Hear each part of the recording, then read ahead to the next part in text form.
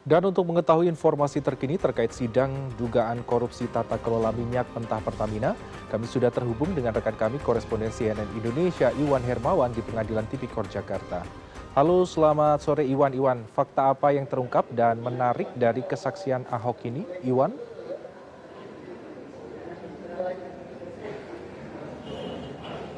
Ya, baik, terima kasih Freddy, dan betul sekali sampai saat ini memang sidang terkait dengan dugaan korupsi tata kelola minyak mentah dan kilang ini saat ini masih terus berlangsung, dan agendanya masih saat ini adalah masih pemeriksaan terhadap Basuki Cahayapurnama atau Ahok yang pernah menjabat sebagai Komisaris Utama Pertamina periode 2019 dan 2024. Jadi memang sidang tadi dimulai pada sekitar pukul 10.30, kemudian sempat diskors atau diistirahatkan pada pukul 12.30 untuk istirahat makan siang, dan kemudian ini baru saja mulai lagi sekitar 20 menit yang lalu seperti itu. Jadi saat ini masih berlangsung pemeriksaan terhadap Basuki.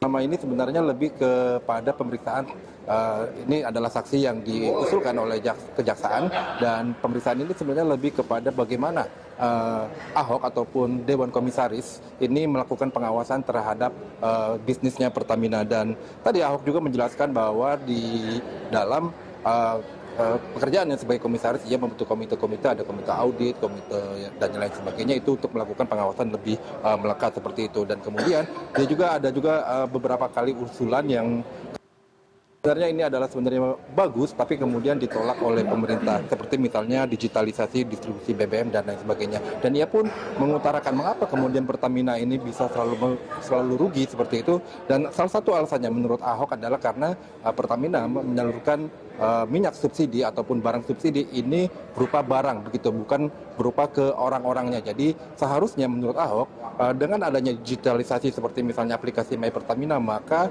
setiap orang ini bisa dilakukan subsidi per orang-orang seperti itu, orang manakah yang layak untuk mendapatkan subsidi ataupun tidak. Jadi bisa lebih terkontrol subsidinya.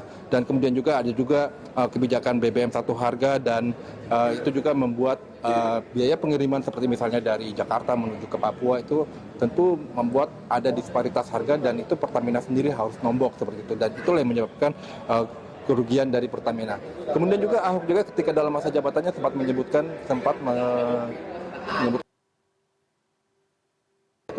mengusulkan mengapa kemudian Pertamina tidak mengimpor BBM ataupun melakukan distribusi BBM menggunakan kapal besar, karena ini bisa dilakukan penghematan.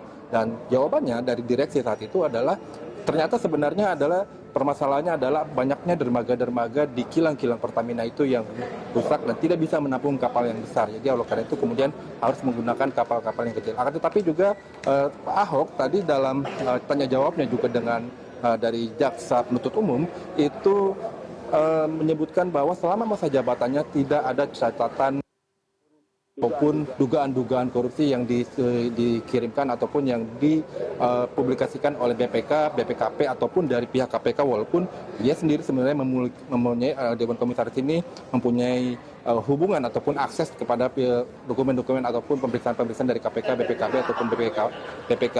Tapi kemudian di masa pemeriksaan, di masa jabatannya Ahok ini, ia mengaku bahwa tidak ada satupun catatan dari pihak BPK atau BPKP ataupun dari KPK terkait dengan adanya dugaan-dugaan korupsi ataupun kerugian-kerugian yang harus menjadi catatan begitu ya. Apakah ini terjadi korupsi ataupun tidak begitu dalam laporan-laporan dari BPK dan KPK dan juga BPKP.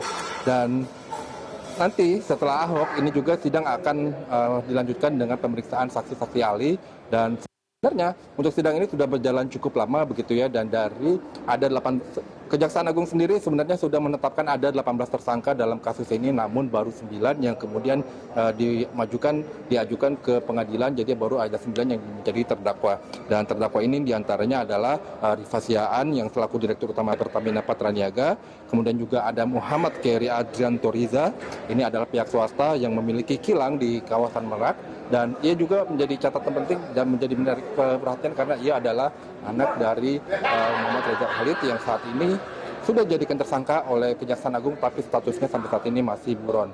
Dan Reza Khalid sendiri karena itu kemudian dari 18 itu termasuk 9 yang lainnya yang belum diajukan ke pengadilan, ada salah satunya adalah Reza Khalid ini karena memang belum